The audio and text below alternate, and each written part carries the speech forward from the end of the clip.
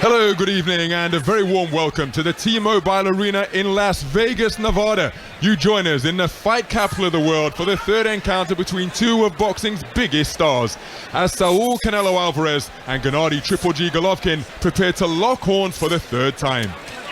After 24 rounds of boxing of the highest order, the outcomes have been inconclusive. The results, contentious, questionable, and controversial. As such, a rivalry that was once respectful has become rancorous. And so Canelo and Triple G will once again emerge from opposite corners of the boxing ring in a bid to determine who is the better man. On the line is Canelo's undisputed super middleweight championship of the world. But perhaps more important than such lofty accolades are the bragging rights that the victor will bag in this battle between familiar foes who've become arch enemies. The opening bell is just moments away, and we have live exclusive radio commentary right here on 5 Sports Extra. Well, my name's Ronald McIntosh. I'll be your lead commentator for this night of World Championship Boxing from the T-Mobile Arena in Las Vegas, Nevada. And we've got a stellar lineup alongside me to bring us insight and analysis of what promises to be a cracking trilogy installment between the two of the biggest stars in the sport of boxing. We've got former WBO super featherweight champion of the world Barry Jones and boxing writer Steve Bunt to bring us all of the insight and analysis and speculation ahead of the opening bell. In the ring right now here at the T-Mobile Arena is a terrific contest for the WBC World Super Flyweight title between Jesse Bam Rodriguez and Israel Gonzalez. That is in the 12th and final round, less than a minute to go. And so we're getting ever closer to the opening bell between Canelo Álvarez and Triple G Gennady Golovkin ahead of their third encounter. And Steve, just moments before the opening bell, the third installment of this epic rivalry, Golovkin enters this third encounter devoid of a victory, a draw in the first fight and a defeat on his ledger in the rematch. But in your estimation, what did Golovkin's performances deserve in those first two bouts?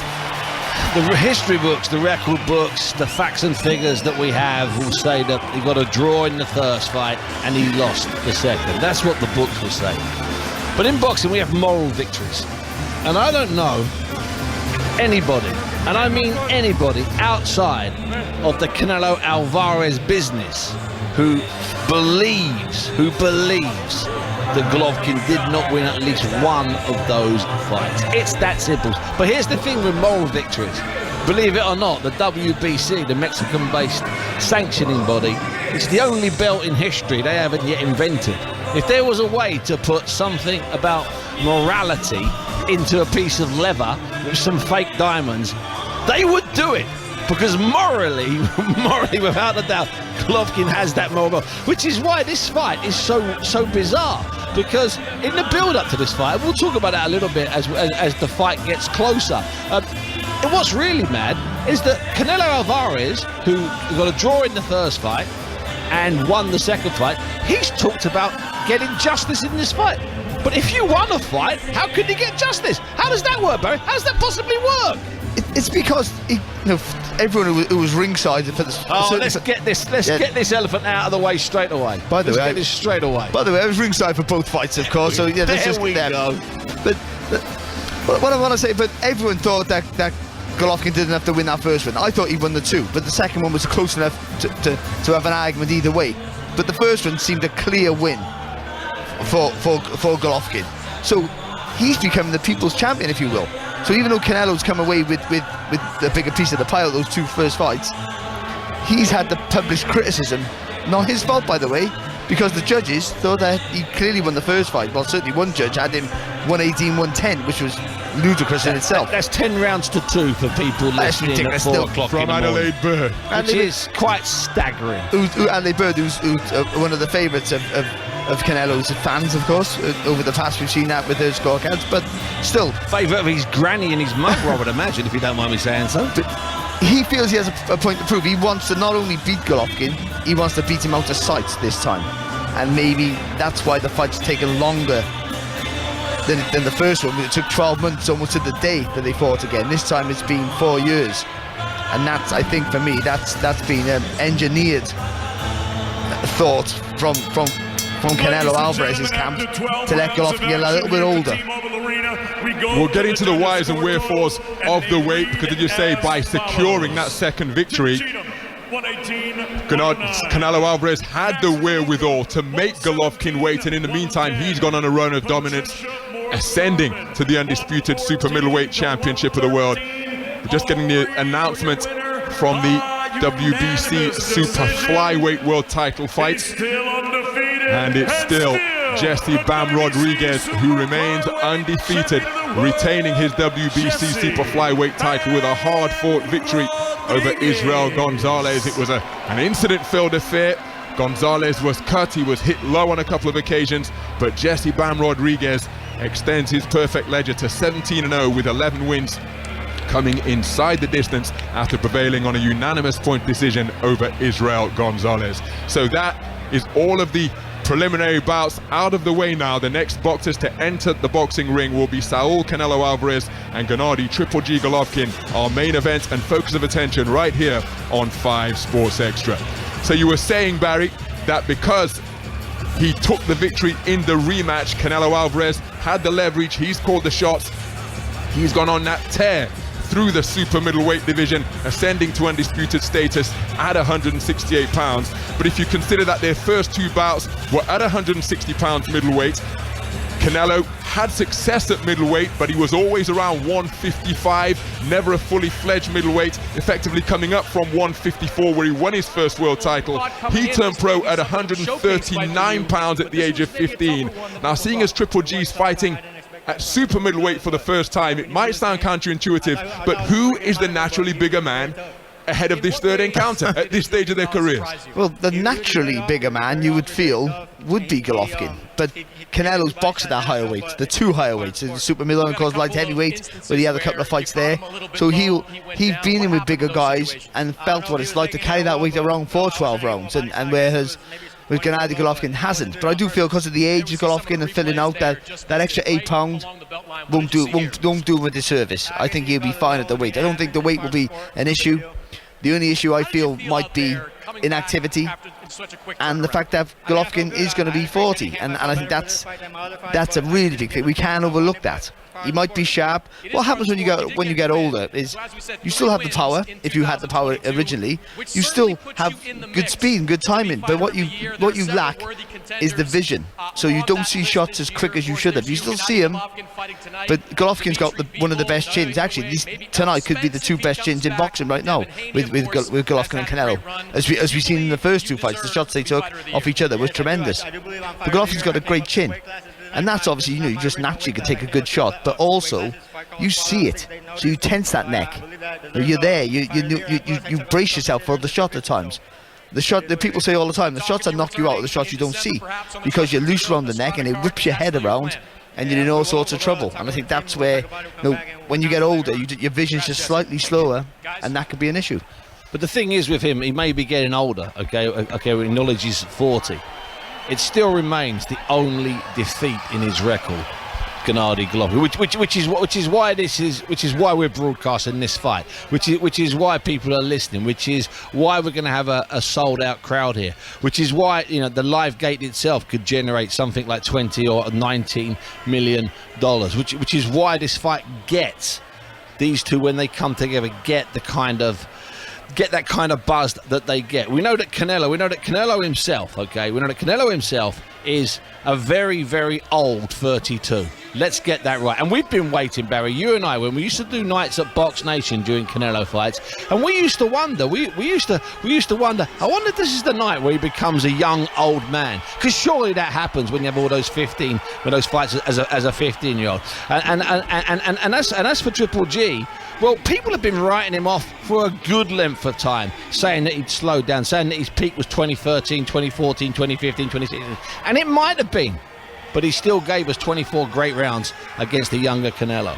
So, Steve, with that in mind, following on from that, as you say, Canelo coming off just a second loss of his professional career when he was outboxed by Dimitri Bivol up at light heavyweight.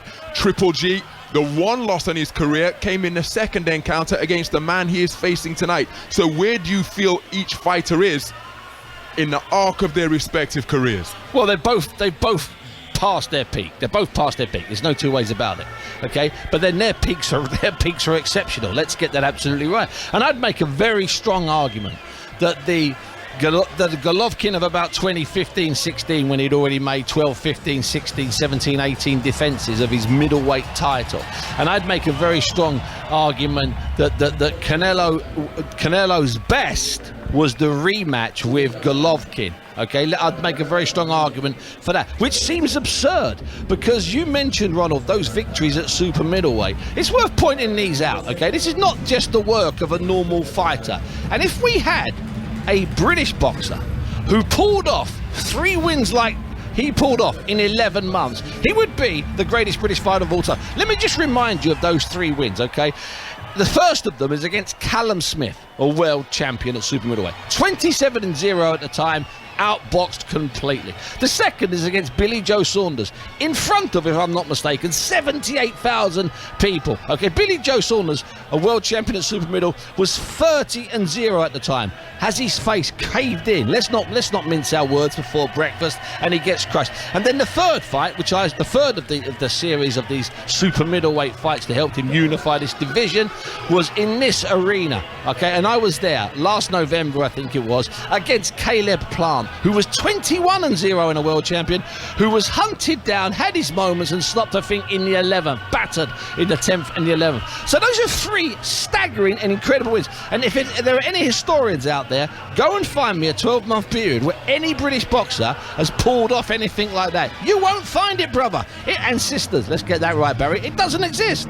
Josh Taylor did something. Gennady Golovkin has fought just once since December 2020. In that same span, Canelo has fought 4 times. So again, the activity favouring the younger man in Saul Canelo Álvarez, and that terrific run ascending to undisputed status in the super middleweight division, becoming just the 6th boxer in the 4-belt era, joining Bernard Hopkins, Jermaine Taylor, Terence Bunch Crawford, Alexander Usyk and Josh Taylor.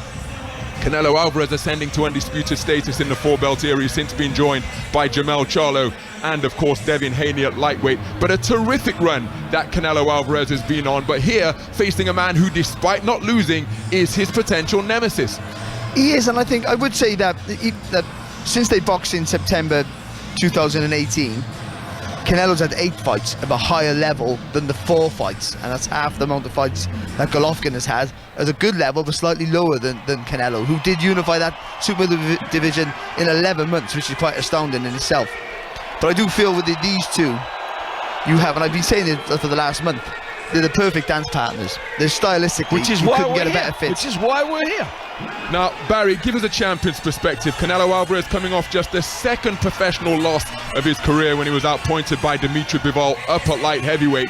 Publicly, he hasn't appeared overly concerned with that reversal, saying that tiredness was the major factor behind his defeat. But where will that defeat be in his mind? Will it be at the back of his mind? Will it be at the forefront? How will it have affected his preparation and indeed his performance tonight, particularly in the early stages, coming off just the 2nd loss of his lengthy professional career?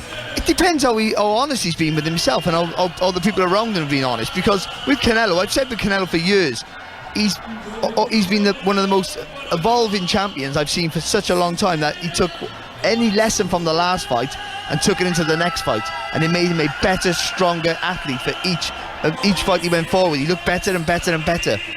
He stopped doing that, and that might have been just before Callum Smith, because he realised he had a formula that he could intimidate you and bully you, and he just did that through that super middleweight reign. He just bullied everybody, and I think against Bivol at light heavyweight, he just did what was working for him, and it didn't. So he'd stop learning those lessons. Now, if he can go back to that, like he did in the first Golovkin fight, where he was pushed back, but he boxed really well, even though I thought he lost. In the second fight, he pushed Golovkin back, which we never thought we would see. And then that fight was a lot closer, and he got the win, of course, because of that. And I feel that he was learning all the time. Now, if he can go back to that, then yet again we get a prime Canelo. If he can't, and he's just used to being that intimidating bully that he ripped through the super middleweight division, then against Golovkin he might be in trouble. Indeed, Steve, he almost seemed from just a an observer's perspective that he thought the withering power that served him so well on that terrorizing run through 168 would get him out of trouble against Dmitry Bivol, but he used angles, he used movement to, from my perspective, comprehensively outbox Canelo Álvarez, inflicting the second loss of his career. Gennady Golovkin has seemed to take hope and optimism from Bivol's victory, saying you don't have to stop him to win. He can be outboxed, but on the flip side, despite what appeared to be something of a masterclass, all three judges only gave it 115-113, meaning one round away from a draw when Canelo appeared to be comprehensively outboxed. So given what's befallen Triple G in the first two fights against Canelo, where he's only won the fight for one of the 6 observers, how concerned would Triple G be about getting what he considered to be a fair shake from the judges, or how concerned should he be about the judging in Vegas tonight? Well, after the first fight, I felt confident that in the second fight, back in September 2018, I remember having this debate and we talked about it and being very confident that, don't worry, he'll get a good shake here, Golovkin, and he didn't get, in my opinion, a great shake in the second fight. I thought he could have nicked it, but again, maybe only nicked it as opposed to the first fight. So going into this fight here, what you're saying, Ronald, is does Golovkin and his chief trainer Jonathan Banks, do they have the right to be suspicious, nervous? Jonathan Banks has joked about already calling the Las Vegas Police Department a robbery division and making sure they've got some people ringside just in case a heist takes place in about an hour's time. Okay, no, I truly believe that here we are in September 2022, that if Golovkin wins this fight that we're going to watch on points, and there are people, lots of people, that think he will. If he wins on points, I'm convinced he'll get the decision. But I'm also in the camp that will not buy into the screams and shouts and cries and ridiculous accusations that we operate in a sport that's fixed. We operate in a sport that's imperfect. We operate in a sport where ridiculous decisions are served up. But the last people to go to prison, and I always tell people this, the last people to go to prison in the business of boxing for fixing fights went to Alcatraz. Alcatraz closed in 1961. 1961 it closed, so over 60 years since somebody was convicted of fixing a fight. We don't fix fights, we have matchmakers. We don't have matchmakers here. What is amazing here, and I think we might have missed it somehow, and it's understandable, because if you just look at the raw stats and facts, one's 40 years of age in the 2 previous fights, and the last one was 4 years ago, is that if these 2 guys are in some kind of twilight, not twilight, but maybe past the peaks, why are we here at 4 o'clock in the morning? Why is there 22,000 people there? Why is this city, I talked to Eddie Hearn this week, and the city has been overtaken again. These 2 have got that bit of alchemy, that bit of chemistry. When these 2 get together, something special happens. It's 105 fights the pair of them have had, Ronald. About 50 world title fights. We will never see, write this down, we will never see warriors like this again in boxing. In 10 years' time, we will not be commentating on a fight involving a man who's had 61 fights and a man who's had 44 fights, who have had between them 50 world titles. It will not happen. That's going to fade in the next 4 or 5 years. After that, forget it. It's never going to happen. These 2 here are living, breathing, boxing dinosaurs. Let's get that right. Yeah, as for Canelo Álvarez, his 22nd world title fight tonight, Gennady Golovkin contesting his 26th world title fight tonight. 25 of his last 26 contests have had world titles on the line. Difficult to actually discern empirically where Gennady Golovkin stands in terms of all-time defenses. Remember, because when he won the WBA regular title, the WBA in their infinite wisdom decided to make Felix Sturm a super champion. So there's a little bit of debate as to when his reign actually started. But make no mistake, he's been at world title level since bout number 19 when he beat Milton Nunes. This is Gennady Golovkin in Panama in August 2010 to become a WBA regular world champion at 160 pounds. So that gives you an idea just quickly, as to the length of time he's been at that level. If I can interject, I'll give you a stat that you won't believe. This is a staggering stat. I've got the names of every single champion. Between 2010 and 2016, when without a doubt he was at his peak, defending his world title all around the world, and in fact I think he was in 6 different countries. How many men held a version of the IBF, do you know this? IBF, WBA, WC, WBO, okay? During his 6 years, okay? How many men held a version of the world title, Barry? The middleweight world title. Have a guess.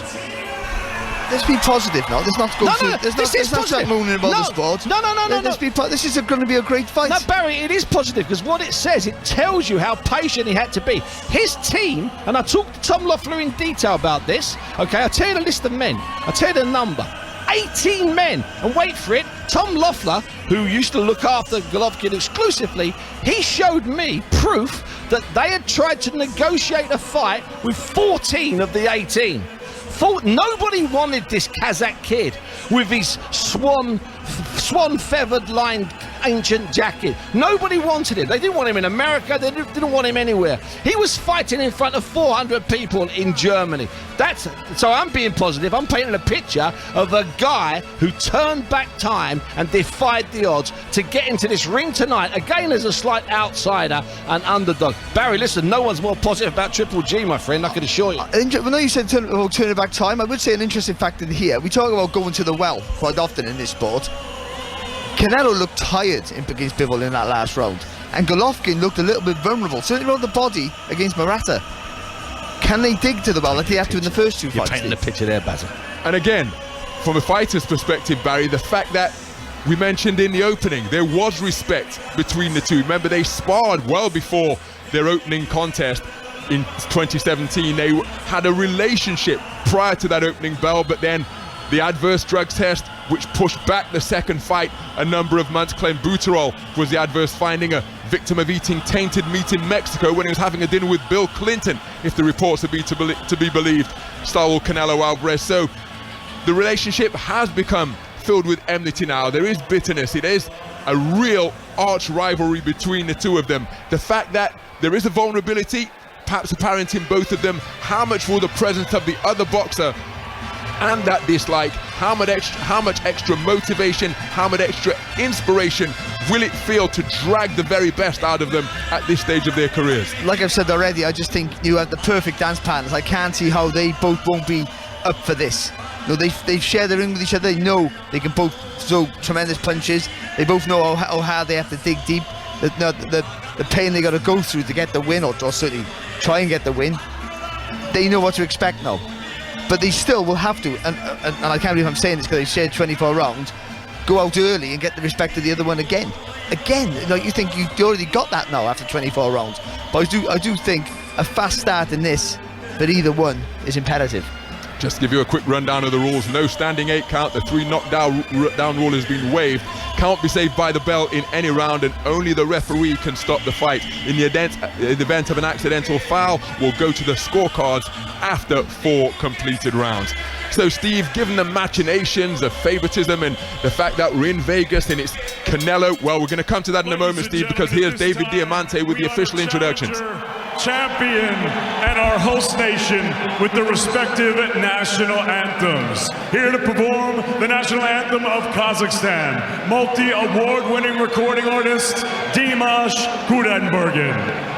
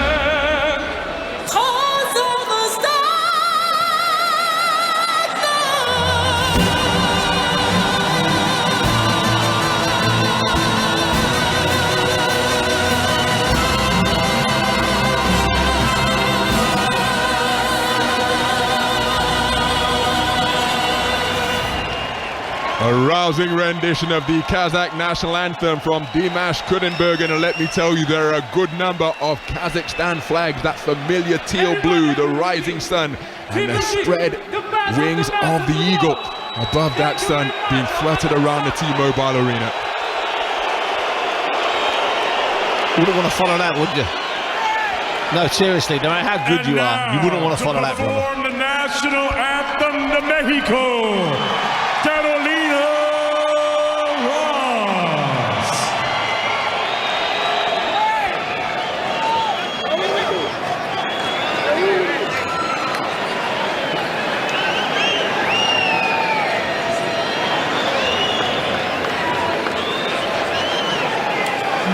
Mexicanos al grito de guerra, el acero apresad y el bridor, y retiembla en sus centros la tierra al sonoro rugir del cañón, y retiembla en sus centros la tierra al sonoro rugir del cañón. Ciño patria tus sienes de oliva, de la paz el arcángel divino, que en el cielo tu eterno destino por el dedo de Dios escribió. Mas si usare un extraño enemigo, profanar con su planta tu suelo, pienso patria querida, que el cielo un soldado en cada hijo te dio, un soldado en cada hijo te dio. Mexicanos al grito de guerra, el acero apresad y el bridor, y retiembla en sus centros la tierra al sonoro rugir del cañón, y retiembla en sus centros la tierra al sonoro rugir del cañón. ¡Viva México! ¡Viva el Canelo,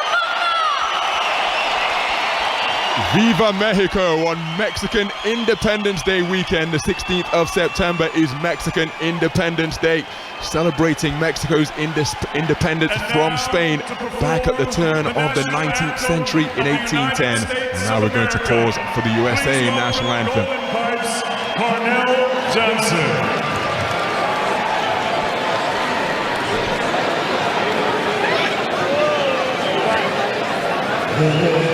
Say, can you see by the dawn's early light what so proudly we hailed at the twilight's last gleaming, whose broad stripes and bright stars through the perilous fight o'er the ramparts we watched were so gallantly streaming, and the rockets' red glare, the bombs bursting in air, gave proof through the night that our flag was still there. Oh, say does that star-spangled banner yet wave o'er the land of the free and the home of the brave?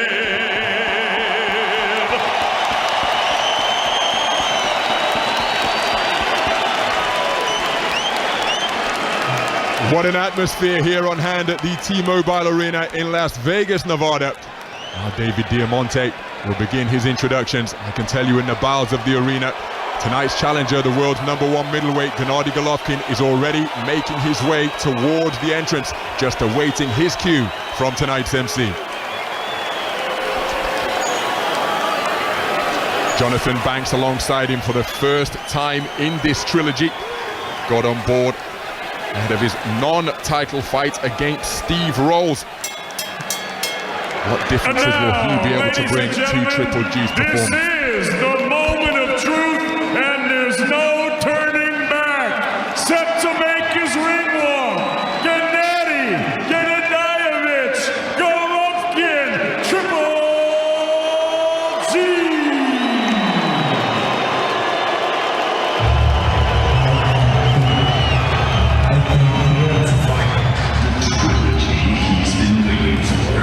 Well, all of the house lights have been dipped at the T-Mobile Arena, and up on the Jumbotron, which hangs above the boxing ring, is a highlight reel. Triple G's devastating knockouts. Remember, an 84% knockout ratio, the highest among all middleweight champions. 78% was the highest among undisputed champions. That ledger posted by the late, great, marvelous Marvin Hagler. So the crowd watching some highlights of the first two encounters between Saul Canelo Álvarez and Gennady Triple G Golovkin. As Barry Jones was pointing out, devastating punches landed by both boxers, shots which would have invariably severely dented or indeed taken out any other opponent. But both boxers stood firm for the entirety of 24 rounds in total. The highlight reel montage, I can tell you, has been punctuated and ended by the word justice. And that is what Triple G is out for tonight. He's got the opportunity to end it inside the distance, of course, and take it out of the hands of the judges. But thus far, neither man has been able to dent the other one sufficiently and prevent them from hearing the opening bell. So stepping down an alleyway where his image is being projected all around him is Gennady Golovkin, approaching the boxing ring ahead of the 45th professional contest of his career. 42 wins, 37 knockouts, 1 defeat and 1 draw. That record prevented from being perfect by the man who he is facing tonight. Saul Canelo Álvarez, the only man to get the better of Gennady Golovkin, that coming in their rematch. And he is in a resplendent blue robe, embroidered with gold.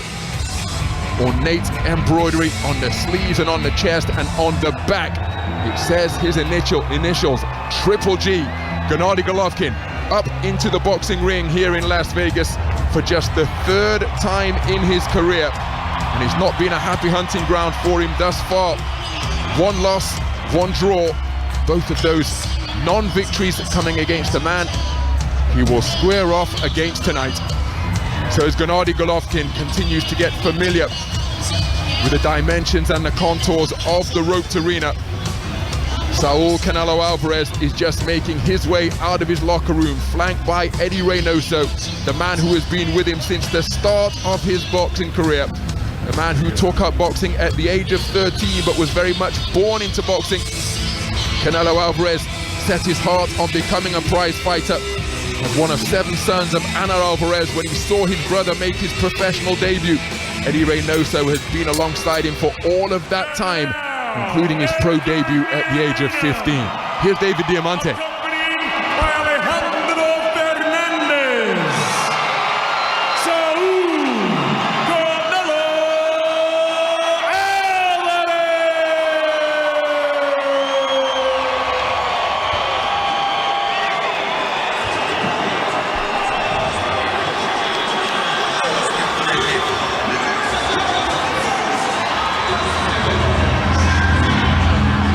Once again, house lights have been turned down here in the T-Mobile Arena, and we are seeing a highlight reel of Saul Canelo Álvarez's greatest hits. A dominant reign from 154, including success up at 175 pounds, where he stopped the crusher Sergey Kovalev to claim the WBO light heavyweight championship of the world. Since dropped back down and ascended to undisputed status at 168 pounds. With a terrific run of victories, taking the O's, the undefeated records of Callum Smith to become the WBA and WBC super middleweight champion. Then he took the WBO title of Billy Joe Saunders at the Dallas Cowboys Stadium in Arlington, Texas, before stopping Caleb Plant at the MGM Grand here in Las Vegas, Nevada. And as a Mexican band performs up on the stage, Canelo Álvarez continuing to edge his way towards the entrance of the T-Mobile Arena here. It's his 7th bout here in the T-Mobile Arena, his 3rd in a row, and he has yet to lose here in this venue. A record of 5 wins and 1 draw. His first fight, his 49th, his first fight at the T-Mobile Arena, his 49th contest against Amir Khan, which was at 160 middleweight, but he weighed in at 155 pounds. It's his 16th fight in Las Vegas, Nevada tonight. He's only fought in Mexico and the United States of America. And again, the festivities continuing on this Mexico Independence Day weekend. That Declaration of Independence on this date in 1810, it came at the conclusion of a decade-long war. Independence finally granted or declared from Spain on August 24th, 1821. And that is when Mexico is officially recognized as an independent country. Saúl Canelo Álvarez is alongside the man performing this rousing rendition in the alleyway of the T-Mobile Arena. And now, in a poncho festooned with the Mexican flag colors of red, white and green, Saúl Canelo Álvarez with his cinnamon red hair, that's where the nickname comes from. He explained it's the coloring of his hair and of his skin. That flame-haired style just matted down. He's got a shaped beard as well. The Nevada State Athletic Commission allowing him to compete with a beard. Remember, some authorities don't allow whiskers up in the boxing ring when men are competing. But this, not the first rodeo for Saúl Canelo Álvarez. He's fought only in Mexico and the United States of America. His 16th fight in the fight capital of the world, and his 7th fight here at the T-Mobile Arena. He climbs the 3 steps. He beats his left pec with his right glove before shimmying and stepping in between the ropes. And now acknowledging all sides of the arena, stopping dead in the middle of the corner posts, and just raising his right fist, acknowledging the standing ovation that he is receiving from this capacity-filled crowd here at the T-Mobile Arena. Here's David Diamante. And welcome to the sold-out T-Mobile Arena here in the fight capital of the world, Las Vegas, Nevada, USA. We're here for the featured bout of the evening, the trilogy, 12 rounds of boxing for the unified, the undisputed super middleweight championship of the world. It's all being brought to you courtesy of Mr. Eddie Hearn of Matchroom Boxing, Canelo Promotions, and Triple G Promotions. We're sponsored by Hennessy, Never Stop, Never Settle, DraftKings Sportsbook, with action so good, why bet anywhere else? O'Reilly Auto Parts, better prices every day. MGM Rewards, Fred Loya Insurance, put Fred Loya in your corner. Valaway and Visit Abu Dhabi. This bout is sanctioned under the auspices of the Nevada State Athletic Commission. The chairman, Stephen J. Klubeck. The executive director is Jeff Mullen. The World Boxing Council, the president, Mauricio Suleiman. The World Boxing Association, the president, Gilberto Jesus Mendoza. The International Boxing Federation, the president, Daryl J. Peoples. And the World Boxing Organization, the president, Francisco Paco Alcarcel. Introducing your 3 judges scoring this undisputed world title contest from ringside. From Nevada, Dave Moretti. From Oklahoma, David Sutherland. And from New Jersey, Steve Weisfeld. And at the side of the belt, your third man in the ring from Nevada, referee Russell Mora. And now, ladies and gentlemen, the stage is set and we are here. This is it. The time has come. I said the time has come. From the four corners of the world to the four corners of this ring right here in Las Vegas, Nevada. The fight starts now.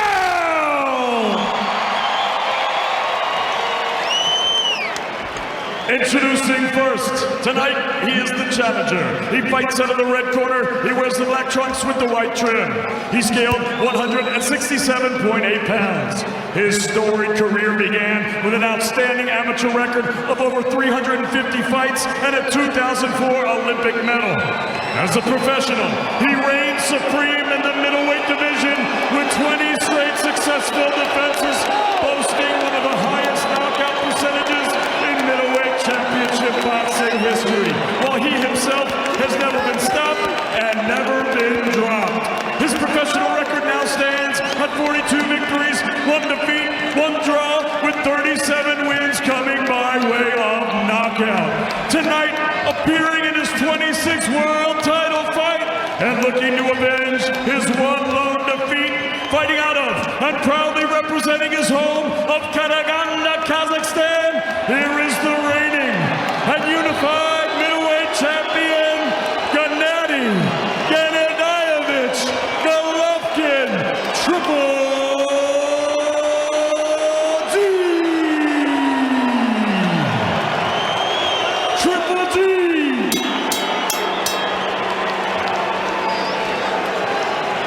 And his opponent across the ring, fighting out of the blue corner.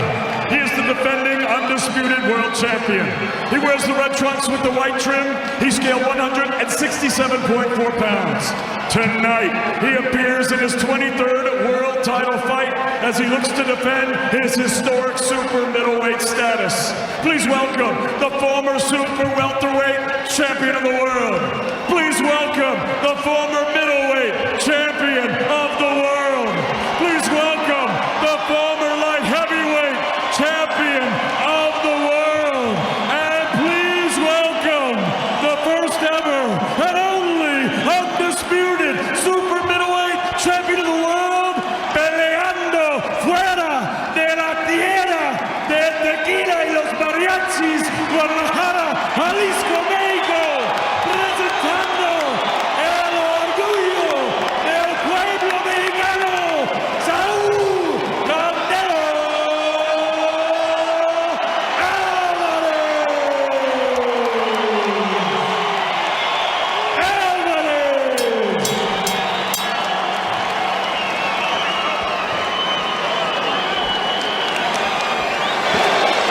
Centering, gentlemen. So referee Russell Mora brings both boxers to Trunks center here ring. are good. Trunks here are good. I'm going to let you both work the top of the belt line. Gentlemen, we went over the rules in the dressing room. I want to remind you, protect yourself at all times. Obey my commands. God bless you both. Touch up. The most perfunctory touch of gloves at the insistence of referee Russell Mora between these two familiar rivals. And now all seconds, extras and trainers leave the boxing ring. Ostensibly, it's for the undisputed super middleweight championship of the world.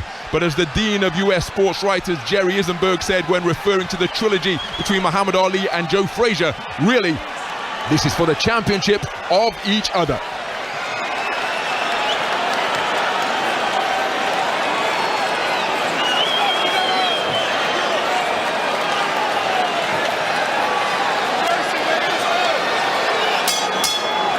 The opening bell sounds in this battle for the undisputed super middleweight championship of the world between the reigning defending champion Saúl Canelo Álvarez from Mexico, wearing red trunks trimmed with white, and his familiar rival, the reigning unified middleweight champion of the world, Gennady Triple G Golovkin. He's wearing white trunks trimmed with black, and both boxers, as they did for the majority of their second encounter, immediately taking up residence in center ring. Both boxers operating out of the orthodox stance. Both boxers peering between high-held gloves, shape-shifting and bobbing and weaving in the pocket. Canelo Álvarez just tried a speculative left hand upstairs and a right hand to the body. Remember, he attacked the body really well over the course of their first two contests, and in the first 50 seconds of this opening round. It's a cagey opening between two boxers who know everything there is to know about one another. Both men standing right on top of the logo at center ring. Gennady Golovkin feeling for the jab, which has been his most effective shot through the two completed contests so far. Reverse 1-2 from Canelo Álvarez, so a right hand lead followed by a long left hook which landed. This time he comes with a left hook, then a right cross, and the left hook got through. Canelo Álvarez with a jab, which is countered immediately by a double jab from Triple G.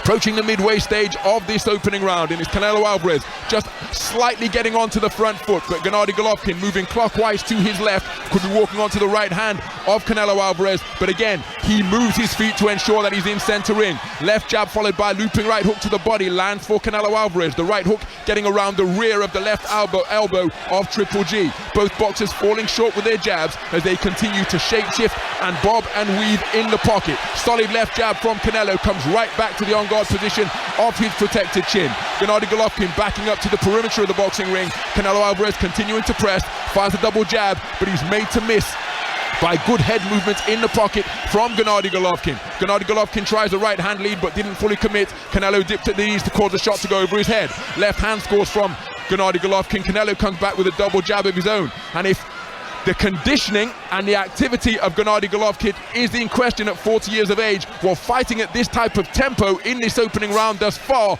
you suspect that he would be able to box his way for 30 rounds if necessary.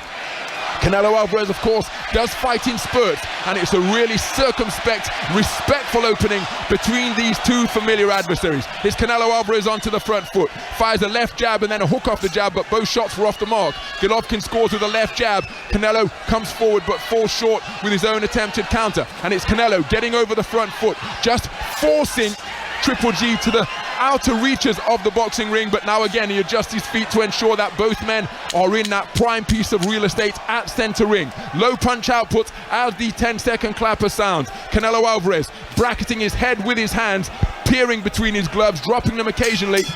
And that is a really respectful opening 3 minutes in this, the third encounter between Canelo Álvarez and Triple G. Steve Bunch, your thoughts? It seemed to me that we've got two veterans here who know we might be in for a long and hard night, and they're looking, they're thinking. I saw several occasions there where Canelo was looking to get out to the left and let the left hook go, but I don't think he's looking for the left hook. I think he's looking to drop the right in afterwards, Barry. I know I just thought I'd get that in before you mentioned it, because it was so blatantly obvious. He just wanted to reintroduce themselves to each other, just to make sure that, yeah, I remember what you do now. That's what that was. Just no one wanted to take a risk, knowing that each has good power in both hands. So yeah, I think Golovkin's jab again, as in the second fight, was a constant weapon there, but maybe the snappier work it was only came from Canelo. I tell you what I did think. I thought Golovkin looked like his body looked heavy, which is quite ridiculous. He looks like, amazingly, it looks like he's carrying those extra 8 pounds. You can see it clear. Celebrities being cut up on the screen here at the T-Mobile Arena. Dave Chappelle, Joe Rogan, the podcaster extraordinaire in attendance as the second round gets underway here. The undisputed super middleweight championship of the world on the line, and it's Gennady Golovkin behind those black gloves, just peering in between them. He's the first to let the trigger go, and it's again that left jab, but then the best shot of the fight is landed. A long looping left hook from Canelo Álvarez. He follows that up with a left jab. No retaliation or response from Triple G, but as I say that, he scores with a left jab as the two boxers not exactly rooted, but remaining planted firmly in the center of the boxing ring. They're remaining within punching range, proffering plenty of feints. Left jab gets through from Canelo Álvarez and Triple G. They landed almost simultaneously, and perhaps Canelo's was more authoritative. There's a solid left jab from Triple G. Golovkin landing as Canelo was coming forward to double up the impact, and now Triple G adopting a peekaboo style, turning the palms of his fists to his face and peering between the gloves. He let a left-right go, but was off the mark. The left jab that followed was right on the money from Canelo, as was the follow-up left jab. Gennady Golovkin just waiting. He's being out-punched through this first minute of the third round. Now he responds with a left jab of his own. Good defense with the left glove from Gennady Golovkin to block the overhand right that came in from Canelo. Canelo lets go with a jab, as does Gennady Golovkin, but Canelo dipping at the knees to cause the jab to go over his head. Halfway through this second round, flicking left jab landed from around the pec by Canelo Álvarez as the boxers remain exclusively at center ring. There's a terrifically accurate lead left hand from Golovkin which pierced the high-held gloves of Canelo Álvarez. Canelo Álvarez on flat feet, dipping at the knees in front of his man, flicks out a left jab which reddens the face of Gennady Golovkin. He did take something off it by leaning back, but he took that one full force because he didn't ride the shot. As Canelo Álvarez scores with another jab, Triple G comes back with his own. Canelo responds with the same shot. Minute to go in this second round as the punch output remains low and the respect between the two boxers is evident. Neither man looking to take a risk. There's a long left hook which lands from Triple G. Right hand to the body came behind a left jab which was just a decoy from Canelo. Double jab, then a roundhouse right land from Canelo. Partially blocked by the left glove of Triple G, but it was a scoring shot, even though Golovkin took something off it with his good defensive work with that lead left hand. Solid left jab lands again on an upward trajectory from Saul Canelo Álvarez as the boxers continue to operate right in the center of the roped arena. Final 30 seconds of this second round as the two men continue to bob and weave and slip and slide.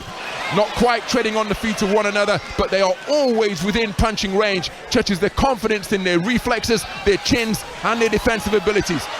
Exchange of jabs ended up being first and third boxing for Triple G because he landed with a good right hand to the body, a long straight right beneath the left elbow of Canelo Álvarez. Canelo Álvarez takes another jab and then increases his activity, bobbing and weaving in front of Triple G, and another respectful 3 minutes of boxing in that second round, Steve Bunce. Slightly faster, slightly more behind the shot. Certainly one or two of the jabs are that way. It still seems to me that they're trying to work out what they're going to do. They're trying to work out when they can go. They're trying to work out how much they need to do this early. The danger is, I think, maybe for Golovkin, Barry, is he could end up losing 3 or 4 or 5 rounds without doing anything, without getting out of first gear. Well, the jab's still been really good from Golovkin, but I did feel that in that round Canelo upped the pace ever so slightly. What he's doing now, Canelo, that he hasn't done in previous fights with other fighters, is he's not fully committed to the attack because he knows if he makes a mistake, he will get caught and will get hurt. But he started off with a lovely little feint to the jab and a long left hook, and he worked the body, that right hand to the body you mentioned previously, Steve, and I just thought he was slightly busier and cleaner with his work in that round, Canelo. Yeah, I thought he was slightly busier, and I thought he meant that the 5 or 6 punches he threw, he meant. So Steph Curry in the house of the Golden State Warriors, the most prolific three-point shooter of all time. Celebrities occupying the high-priced seats here in the front rows of the T-Mobile Arena. The third round is underway, and the first punch is thrown by Canelo Álvarez. It was a left jab followed by a hook, and then a 3-punch combination. Double jab, right hand to the body from Canelo Álvarez, who has just made a brisker opening to this third round than the 2 completed rounds that are already in the book. Gennady Golovkin on the back foot, just approaching the perimeter of the boxing ring, jabs his way back to ring center, but it's Canelo Álvarez proffering the sharper jab. It's far more purposeful. Left jab from Golovkin is countered by a left hook from Canelo, and then a left hook right hand from Canelo. Left hook to the body from Canelo causes Triple G to initiate a clinch. There's just a nod of respect from Triple G in the direction of Canelo, and now Canelo, buoyed by his success, pressing the action now, increasing his punch output, and he has outworked Triple G and outscored Triple G in the first minute of this third round. Canelo Álvarez on the front foot, and again, just edging his way out of ring center to push Gennady Golovkin back. Gennady Golovkin with a wide-legged stance, remaining patient, puts both gloves up to block the jab that came in his direction. Another flicking jab came from Canelo, which did get through his defenses, as did the follow-up right hand, although the follow-up right hand, even though it got through, may well have been off the mark. And Gennady Golovkin, he's watching and waiting as we approach the midpoint of round number 3, but for my money, he's not been busy enough in this third round thus far. Remember, he's got half the round to turn it around, and again, when you've got an 84% knockout ratio, you can end things with one shot. But as Barry Jones pointed out in the build-up, these two boxers have among the most solid chins in the sport of boxing.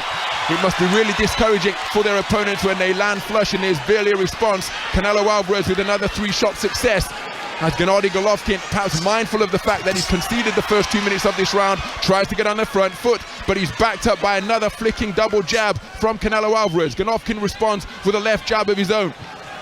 And Golovkin on the front foot, not really committing to his shots. It's almost as though he's returning to his decorated amateur career and just reaching, feeling for the punches to land leather on flesh and bone, but there appears to be no real intent from the heavy-handed reigning middleweight champion from Kazakhstan. Final 30 seconds of this third round, and it's Canelo who leads off the attack once again. Double left hand. It was a hook and a jab, followed by an exploratory straight shot to the body. And Canelo, the busier boxer throughout this third round so far. Plenty of patience being shown by Triple G.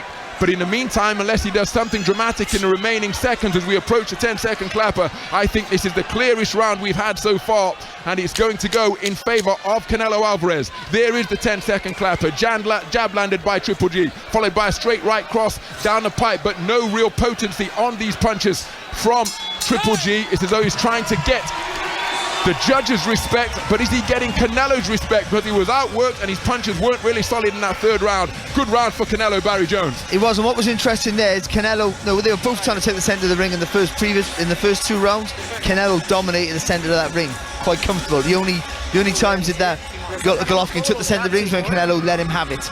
And I think that's the vast difference in the first two rounds. Golovkin looks really happy just letting these rounds slip away. It's like he's got some kind of master plan. It's like he perhaps believes that Canelo's going to gas after 7 or 8 rounds and he can turn it on. I'm not seeing that at all. Once or twice there, Canelo doubled up and pushed him back. Not with proper shots, just pushed him back, let the shots go. There weren't a lot of venom in them.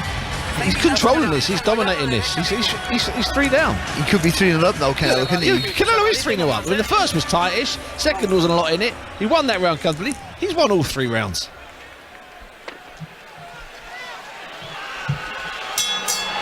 So both boxers up off their stall early to answer the bell to begin round number 4 in this battle for the undisputed super middleweight championship of the world. Canelo with his busiest round so far in the third stanza, operating effectively behind his jab, and that spurs more activity from Gennady Golovkin to begin this 4th round. But it's a left hook, it's a left jab followed by a hook from Triple G before the two men continue to operate out of center ring. There's a left jab, left hook, left jab from Canelo Álvarez, and again there's no response from Triple G. There he spears the defenses of his opponent with a left jab and scored with another jab.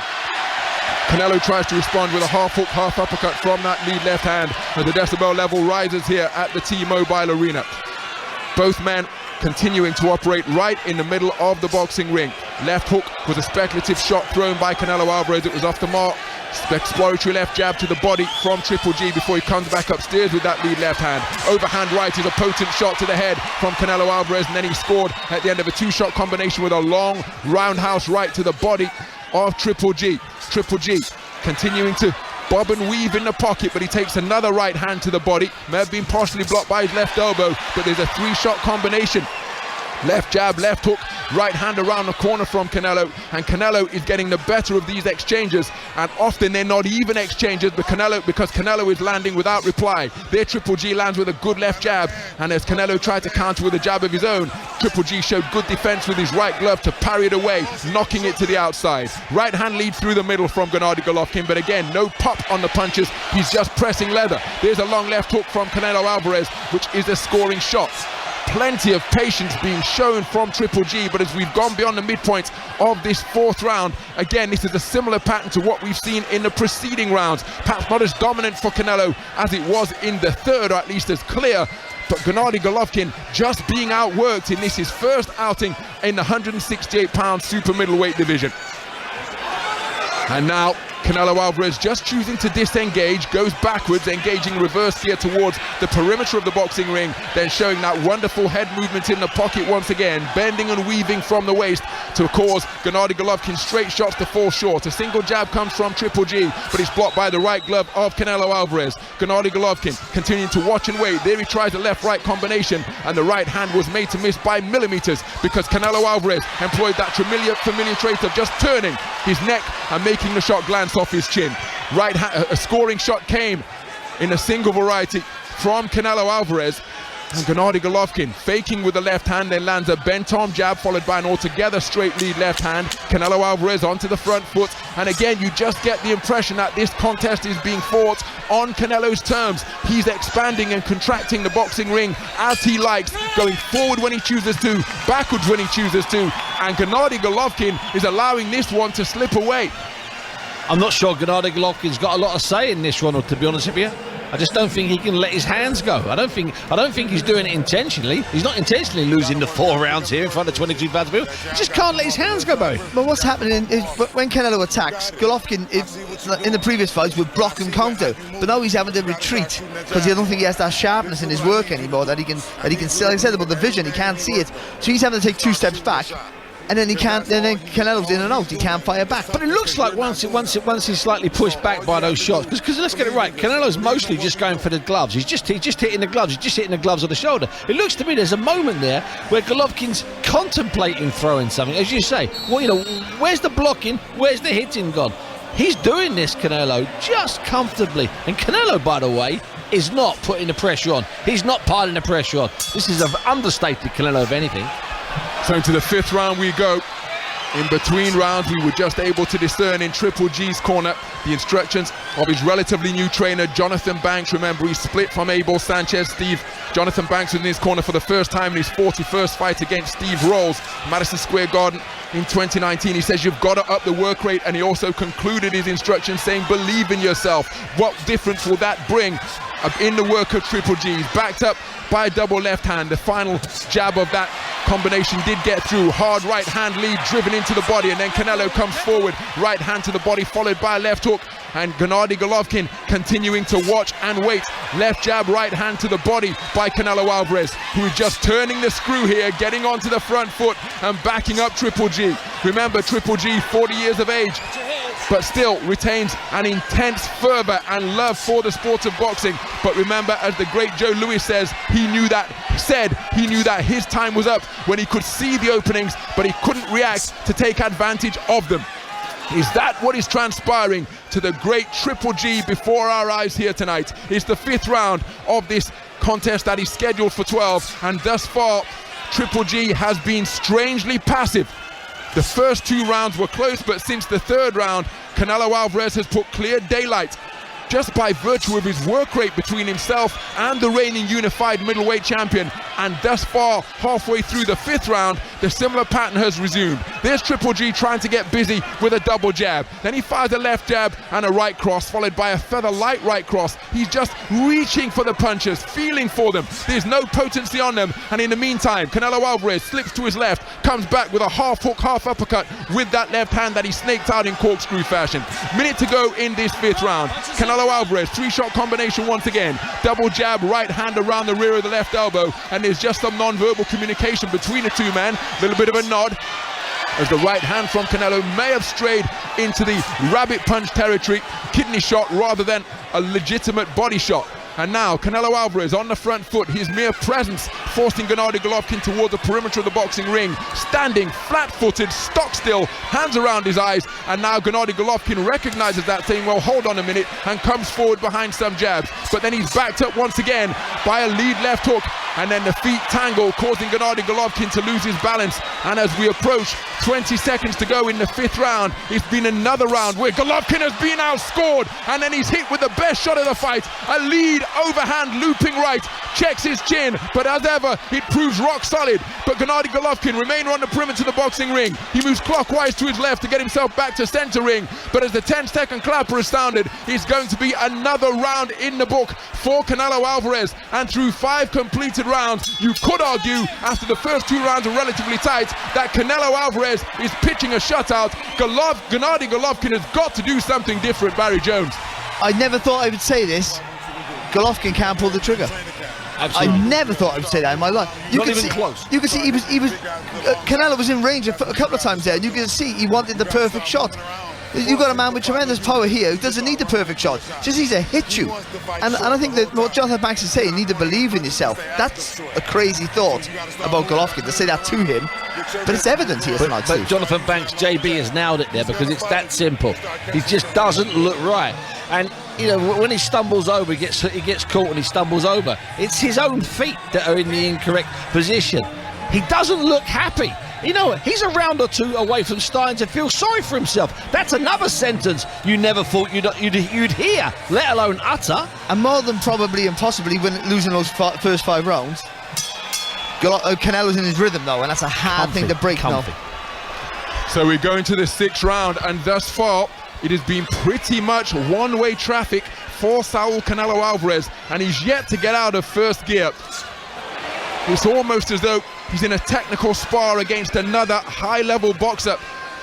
Now Gennady Golovkin trying to get busy. He's thrusting out that left jab, but Canelo, his radar is working effectively tonight, dipping beneath it, swaying to the side of it, just as he did there, moving to his left. He comes back behind a double jab and right hand. The right hand was partially blocked by the left glove of Triple G, but it landed on something, hence the rising decibel level from the capacity crowd here at the T-Mobile Arena. 50 seconds gone in this 6th round, and again it's Canelo who is dominating the ring space, scores with a double right hand, body then head, and Gennady Golovkin operating out of that wide-legged stance, moving to his left. He's desperately trying to let his hands go. He's feeling for that left jab, but there's no potency on the punches. There he lands a good right hand, which swivels the head of Canelo Álvarez, but Canelo Álvarez doesn't blink and punched his way right through it, punching back as the shot landed. Canelo Álvarez comes back with a left jab and half uppercut, half hook. Good left jab landed by Triple G, which jolts the head back of Canelo Álvarez. But Canelo Álvarez appearing incredibly comfortable up there in the boxing ring. And there's a sickening left uppercut to the solar plexus of Triple G. Doubled him over at the waist. But again, he continues to pose that poker face, showing that he isn't troubled by the body shot. He takes a stiff left jab upstairs from Canelo Álvarez. Hook around the corner, followed by a left jab from Triple G. But the heaviest shot of the round, that hard left half hook, half uppercut to the solar plexus from Canelo Álvarez. And remember, there has been talk of Gennady Golovkin showing vulnerability to body shots. Canelo Álvarez testing it with that hard left hand a few moments ago. 1 minute to go in this 6th round. Gennady Golovkin coming forward behind a left jab. There's another left uppercut dug into the body from Canelo Álvarez in between the gloves of Gennady Golovkin. Gennady Golovkin on the front foot, left jab, right hand, but he's just pushing the shots out as though he's working on technique. There he scored with a right uppercut at mid-range, which was a little more committed. His foot was planted a little more firmly into the canvas. He followed it with a left jab. Canelo comes back with a left jab, but he's short of the mark. Left hook to the body, it landed on the right flank of Gennady Golovkin from Canelo Álvarez. So it's been a better round from Gennady Golovkin's perspective, but with 20 seconds to go, I still don't think it's even remotely close enough for him to be declared the victor in this round unless he does something dramatic in the closing seconds. He's continuing to try to get that left hand busy. Remember, that's been the most prominent punch from his arsenal in the 2 completed contests against Canelo to date, but it's far less authoritative here in this trilogy encounter than it has been in their first 2 fights. Halfway through this super middleweight undisputed super title bid, and Canelo Álvarez taking another round. Steve Bunce. I'm not sure here what exactly is happening, and I really mean that bad. It's not because it's the middle of the night. I'm just not sure what's happening here. Why can't he let the punches go? Why isn't he listening to the corner? Why is he just passively backing away? Why is he not even attempting to block? Why is he not even trying? All the things we've seen him do on all those nights we stayed up at Box Nation, 15 or 16 of his world title fights, when he moves his feet, when he's looking for shots. Okay, he's not fighting a prime Canelo, but where's the memory? Where's the muscle memory, Barry? Well, it's what I said before the fight started. It's when you get older, the vision goes. So he needs to see the perfect shot at the perfect time, and he knows you got a guy in front of him, Canelo, who's constantly moving his head. If he makes you miss, he makes you pay. So he's looking for the perfect shot, but he just got to let his hands go now. It's go big or go home for Golovkin. Well, halfway through this contest for the undisputed super middleweight championship of the world, 6 rounds completed, a potential 6 rounds to go. Apologies if you heard some profanity in the corner, but this is the stage where Jonathan Banks' instructions have arrived at when issuing them to Triple G. It's not about instruction, it's about inspiration. He's saying, I know what type of man you are. Go out there and put it on this guy. But thus far, he's brought about no response from Gennady Golovkin. And in the first 30 seconds, it's Canelo Álvarez who has made the brighter start once again.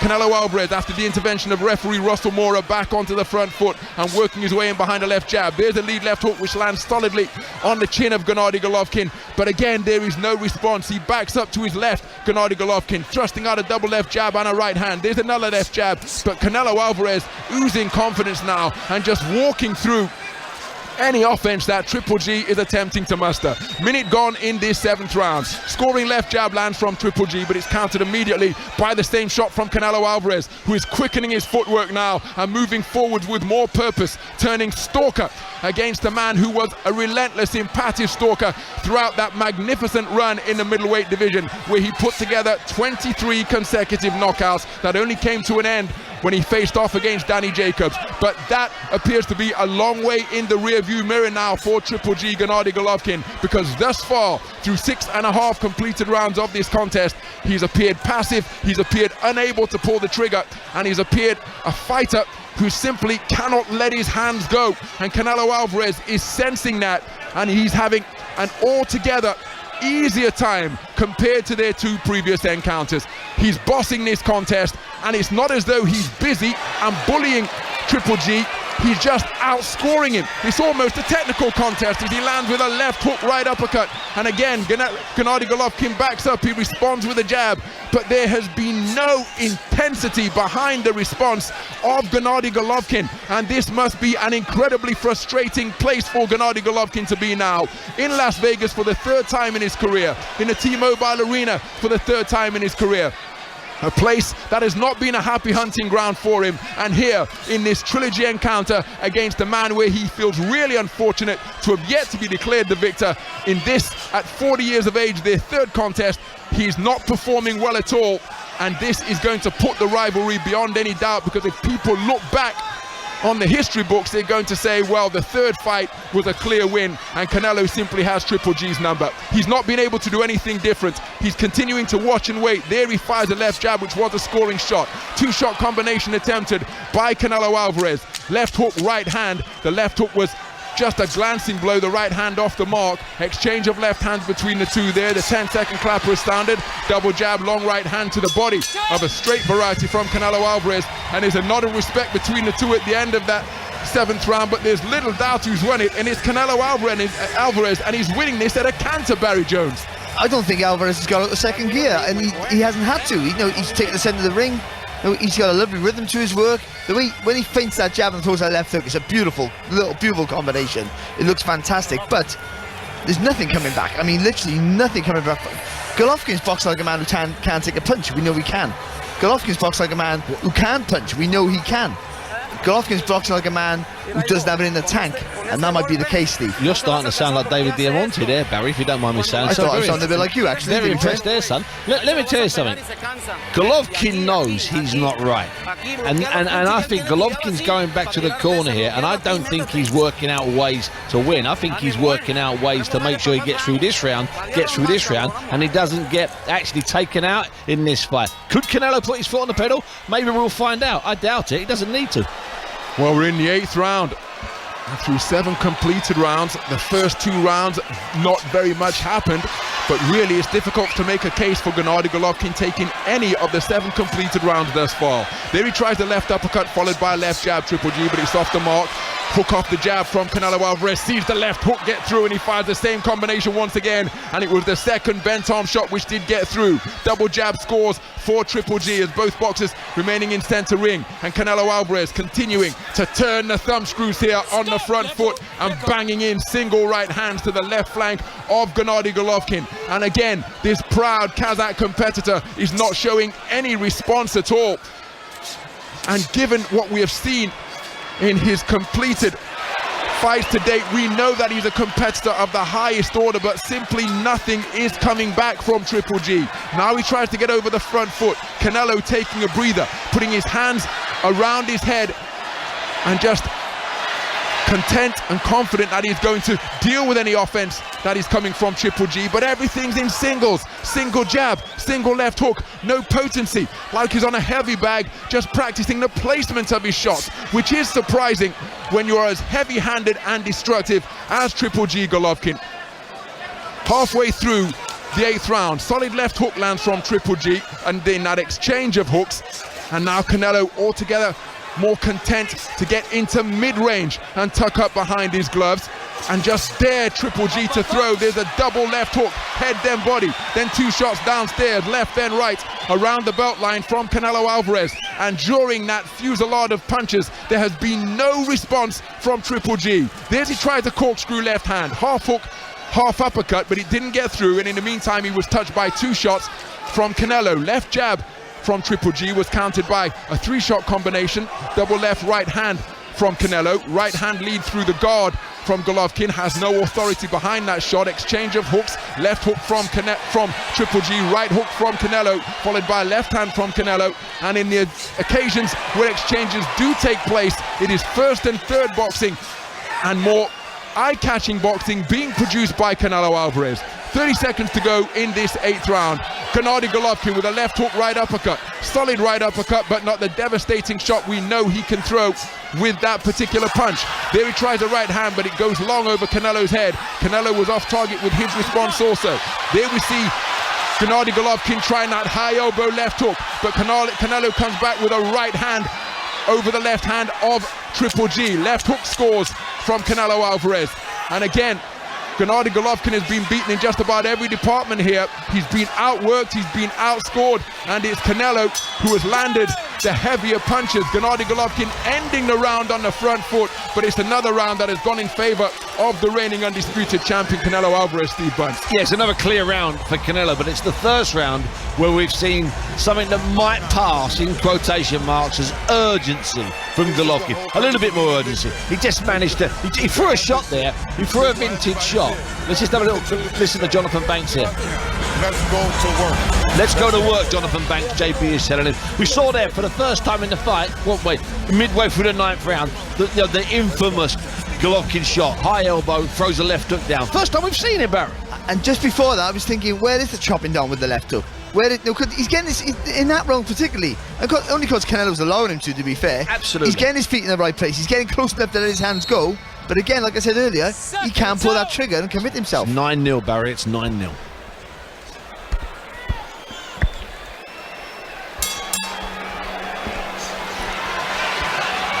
So into the 9th round we go. Canelo Álvarez has certainly been the governor since round number 3. The first 2 rounds, the punch output was very low between the 2 boxers, but you could make an argument for Canelo taking those as well. And now Gennady Golovkin looking altogether busier. He's trying to get that left hand working. He's hooking off the jab now. But Canelo Álvarez dealing with it well, using his gloves as effective defenses. But then 2 left hooks fired in from Gennady Golovkin, getting it behind the right glove of Canelo Álvarez. Canelo Álvarez responds immediately, scoring upstairs and then finishing the combination with a right hand to the body beneath the left elbow of Triple G. The action is remaining exclusively at center ring. There's an effective left hook from Canelo which pierces the defenses of Gennady Golovkin. Right hand to the body from the champ is a scoring shot beneath the left elbow of Gennady Golovkin, and then a nice right hand inside just rocks the head back of Triple G, followed by a right hook around the corner from Canelo Álvarez. Right hand lead from Triple G is countered by a left jab from Canelo. And Canelo now boxing with his hands around his belt line. Touching right hand lead scores from Gennady Golovkin. Canelo responds with a single shot of his own. Canelo looking for a lead left hook. And referee Russell Mora just intervening, telling Gennady Golovkin that it's strained into rabbit punch territory because of the head movement of Canelo Álvarez. After the intervention of the referee, a sporting touch of gloves sees hostilities resume. Although perhaps hostilities is the wrong word. There's a lead left hook from Canelo Álvarez, countered by a right hand from Gennady Golovkin, but neither man really found a range. Left hook, right hand at mid-range from Canelo Álvarez. The right hand did get through. Gennady Golovkin trying to counter, and now Gennady Golovkin is biting down on his mouthpiece and fires a right hand lead, followed by a left hook which gets behind the rear of the right glove of Canelo Álvarez. Gennady Golovkin bringing the crowd to their feet as he mounts what he hopes will be a spirited rally, but now is just subdued once again by left hook success from Canelo Álvarez. But then Golovkin responds with a left jab of his own, and then Triple G responds with his own straight shot. Action is back at center ring. Can Golovkin build on that rally of success that he enjoyed where he backed up Canelo? Now Canelo retreating to the ropes for the first time in this contest. We know how effectively he can box off the strands. Triple G backing him up there. Canelo voluntarily retreating there. Takes a hard right hook which came behind a left jab from Triple G. And Triple G with another hard right hook with Canelo with his back near the ropes. It with a hard left hook that got behind the right glove of Canelo Álvarez. Canelo Álvarez jabs his way off the ropes back to center ring. Tries a right hand to the body, but it was a decoy as he ended with a two-shot salvo upstairs, swiveling the head of Gennady Triple G Golovkin. Busiest portion of the fight, the best exchanges of the fight, as Gennady Golovkin is beginning to come out of his subdued stupor and let his hands go. Spearing left hand sunk into the body authoritatively from Canelo Álvarez, and industry being shown from Triple G Golovkin during the course of that 9th round, resulting in some spirited exchanges, Steve. Until the 9th round, we've just seen Golovkin do what we expected him to do midway through the 1st round, certainly by the 2nd, what Jonathan Banks has been imploring him to do since about round 3 or 4. I don't think he worried Canelo, but it was the best Golovkin round. Was it enough for him to win the round, Barry? I know, but that was more like the first two fights. That was round 25. What he did for the first time there, Golovkin, is when Canelo hit him with a shot, he fired back. He fired back, and then he was able to push Canelo back. And I don't think Canelo was seriously hurt, but I think there was a panic a little bit there in Canelo, because for the first time in this fight, he came up against some resistance. Yeah. He wasn't able to bully Golovkin. Golovkin was able to push him back with the quality of the shots. That's more like it. He has something to build on now. The technical spar is over. We've got 9 minutes of a fight left. So into the 10th round we go. Gennady Golovkin coming off his best round of the entire contest, and he's out to begin this 10th stanza in industrious fashion as well. Working that left hand furiously in the form of left jabs. He's trying to hook off it also. Canelo Álvarez aware that he's been put on the back foot in the first 18 seconds and responding with the lead left stick of his own. Gennady Golovkin staying in the pocket, thrusting out his left jab. Canelo Álvarez getting over the front foot, looking to back up. Gennady Golovkin behind straight shots. Gennady Golovkin moving in a clockwise fashion to his left. Lead left hand is an effective shot of first and third boxing from Triple G. He was countered by Canelo, but had the final word of the exchange. And with this higher punch output, both boxers just engaging in a momentary clinch in the space of center ring. Referee Russell Mora separates the two, and on the resumption, it's Gennady Golovkin who is the busier boxer once again. No real purpose behind his left jab, but at least he is pulling the trigger and finding the range with that lead left hand. He's over the front foot once again, but he's countered by met by a double jab from Canelo Álvarez. Good right uppercut fired at mid-range from Canelo Álvarez as a scoring shot as Golovkin went looking for a right hand over the top. Canelo Álvarez just puffs out his cheeks there, breathing through a mouth that's open now. 3-punch salvo attempted by Gennady Golovkin, but all punches were off the mark. Good single left hand dug beneath the body of Gennady Golovkin, just caused him to take a backward step. It got beneath his right elbow from Canelo, but now he's back in the pocket once again, looking to let his own offense go. But again, through this portion of the round, just beyond the halfway stage, it is Canelo Álvarez who's been the busier boxer. Gennady Golovkin looking for that right uppercut, but then he's backed up once more by an accurate left jab from Canelo Álvarez. And once again, the boxers just taking the opportunity to lean on the shoulders of one another. And Canelo, all of a sudden, I'm not suggesting that he's gassing, but he's looking altogether more fatigued, having been put under some pressure in round 9, and indeed here in round number 10. The industry of Gennady Golovkin is just testing the conditioning of Canelo Álvarez, who again puffs his cheeks like a set of bellows, takes in a big intake of breath, and he's walking forward behind low-held hands. Will Gennady Golovkin be encouraged by that? He too breathing through a mouth that is occasionally open. Tries the left uppercut blocked by the right glove of Canelo. Canelo responded with a right uppercut which was off the mark. And again, Gennady Golovkin with a 2-shot salvo followed by a left jab which is a scoring shot. Look for the right uppercut. It was ridden effectively by Canelo Álvarez. There's an exchange of straight shots. Left jab from Golovkin, right hand from Canelo, and then a triple jab success from Golovkin is what increased the decibel level of the crowd. Canelo was aware of that, and like the competitor he is, immediately went in search of his get back. Both men scoring with straight punches. Canelo upstairs, Golovkin to the body. Canelo lets go with a left-right combination. There's a clash of heads. Canelo reaches for his right eyebrow. Referee Russell Mora calls time just before the bell, and I'm trying to see whether Canelo has sustained a cut above his right eye. You heard Russell Mora say it's been an accidental clash of heads, but again, a busier round of activity from Gennady Golovkin in that 10th frame. Well, no, and there's no guarantee that he won that round. It was another close round, but now Canelo's not having it all his own way. He's having to up the pace. He's not dictating every exchange of every moment of the round, and you can visibly see that he's getting tired. Golovkin needs to push on now for that. But at 40 years of age, does he have it in the tank, Steve? His ears cut over the right eye. I actually thought that was Golovkin's round. It was the best round of the fight, and if round 9 was the 25th round of their fight, that was round 26. Hey. Why, Barry? Why didn't we get that in the second or third? Why didn't we get it in the fourth or the fifth? What happened? I think sometimes you almost need a panic that you're going to lose the fight to get you into gear. I just think, age has been a factor for him.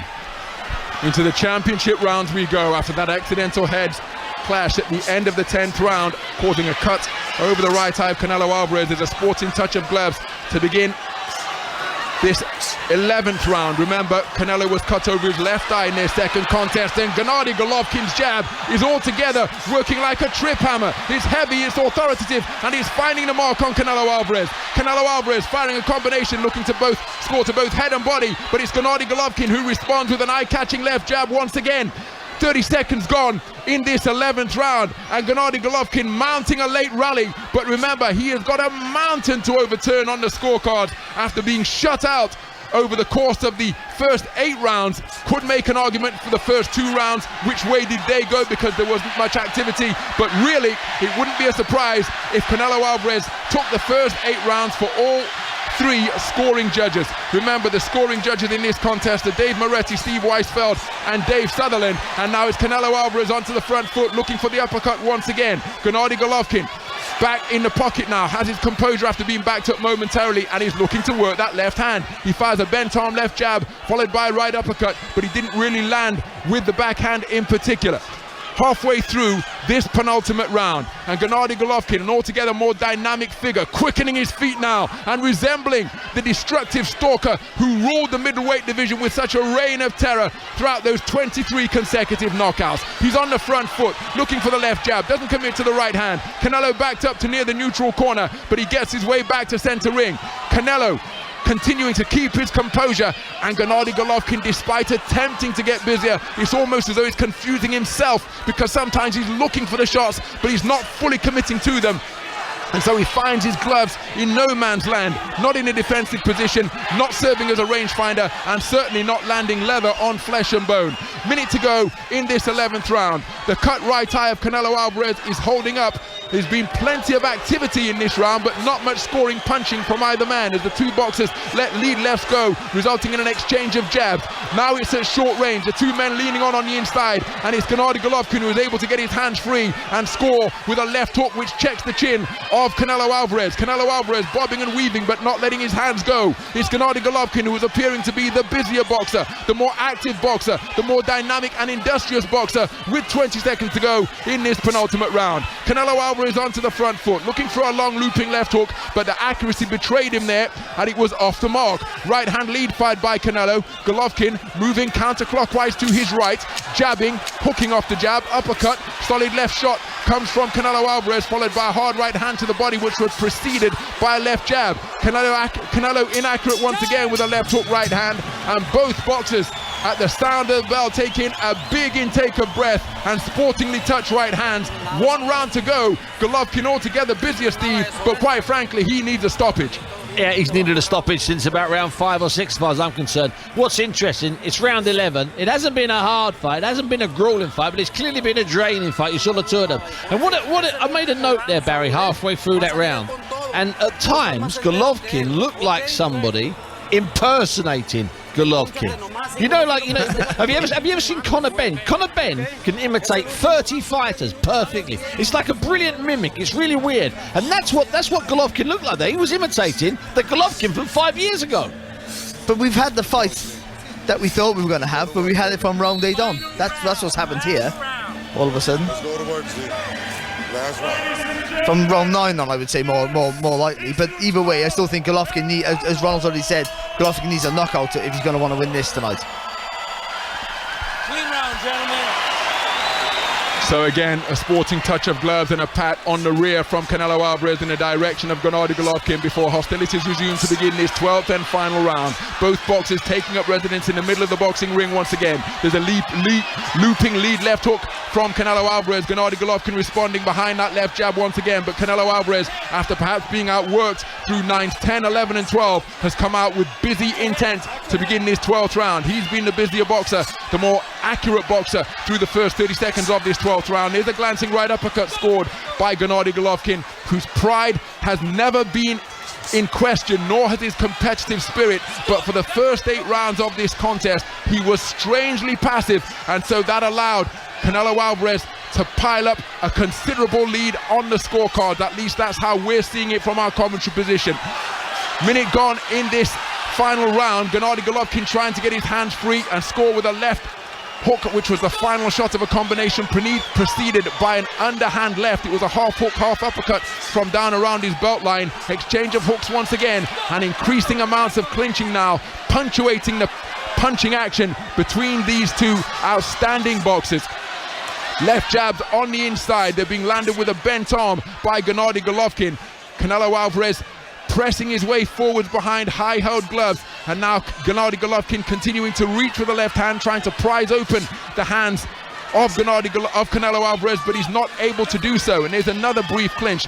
Referee Russell Mora breaks up the two fighters in rapid fashion, so there isn't a long respite for either boxer. And now it's another more fest on the inside. Canelo Álvarez takes the heel of his left glove and rubs it into the chin of Gennady Golovkin.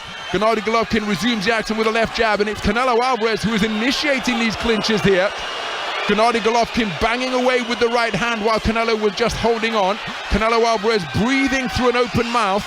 Remember, 32 years of age, he's had that incredibly busy run during the relatively inactive span of Gennady Golovkin. 4 fights since December 2012 for Canelo, just 1 for Gennady Golovkin, and he said in his loss to Dimitri Bivol that it was fatigue that got the better of him. And again, he's not gassing, but he, surprisingly, given how comfortably he appeared to be in the first 8 rounds, appears to be the more fatigued fighter here. With 30 seconds to go, can Gennady Golovkin take advantage and find the finishing punch that he needs? He's got to get Canelo Álvarez out of there. Will Canelo present him with that opportunity? Gennady Golovkin working behind a stiff left jab. He's continuing to box to textbook order, but surely he's got to get a little bit reckless and let his hands go, because it's an all or nothing effort now required by Gennady Golovkin. The 10-second clapper is sounded as Gennady Golovkin continues to jab, continues to reach with the left hand. Hard right hand dug into the body by Canelo Álvarez. There's the final bell to conclude this trilogy. The two men share a warm embrace of respect at the end of this encounter. It didn't reach the dizzying heights of the first two, and I think, unlike the first two, there is going to be little dispute as to who is the victor in this contest, because for the first 8 rounds of the contest, Canelo Álvarez was pretty much able to do what he wanted to do, when he wanted to do it, on his own terms. Gennady Golovkin, to his credit, the 40-year-old roaring like a lion in midwinter, did mount a rally from round 9 onwards, where it was competitive, he was busy, he was dynamic and active, but I think it's simply a case of too little, too late. And with this third encounter between Canelo Álvarez and Gennady Triple G Golovkin in the book, one suspects it's going to be Canelo who will have his hand raised as the victor. We await the verdict of the judges, Dave Moretti, Steve Weisfeld and Dave Sutherland. But the Mexican flag being flown over in that blue corner on Mexican Independence Day weekend, and one has the sense, Steve Bunce, that it's going to be Canelo Álvarez and his fans who are celebrating a rather clear victory.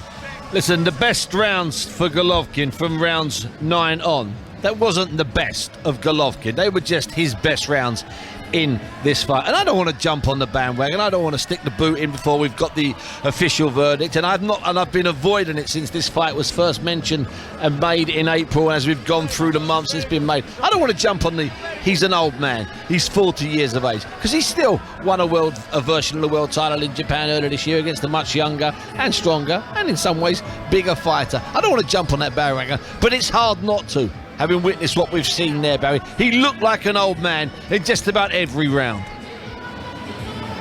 A young man in reverse, because he looked like an old man. He looked like an old man in the early stages. In the last third of the fight, he looked like a young spirited. But he still did. Golovkin He again. still did. Well, I think he was really better in the first 8 rounds. I just don't think it was. I still don't think it was a great Golovkin. There was no. No, but if you would have made that same intensity in his work from round 2 or 3 on, then possibly Canelo, as you saw, was struggling for pace a little bit. Really struggling. Then he might have had more say in those rounds, which means in those early rounds where he gets Canelo to panic early in those rounds, get him to tire around round 5 and 6, then gets more success in the later rounds. Let's have a listen. For these two warriors. After 12 hard-fought rounds here at the T-Mobile Arena, we go to the judges' score totals. Dave Moretti, 116-112. Steve Weisfeld and David Sutherland both scored this bout identically, 115 to 113. All three for your winner by unanimous decision. And still, the undisputed super middleweight champion of the world, Saul Canelo Álvarez.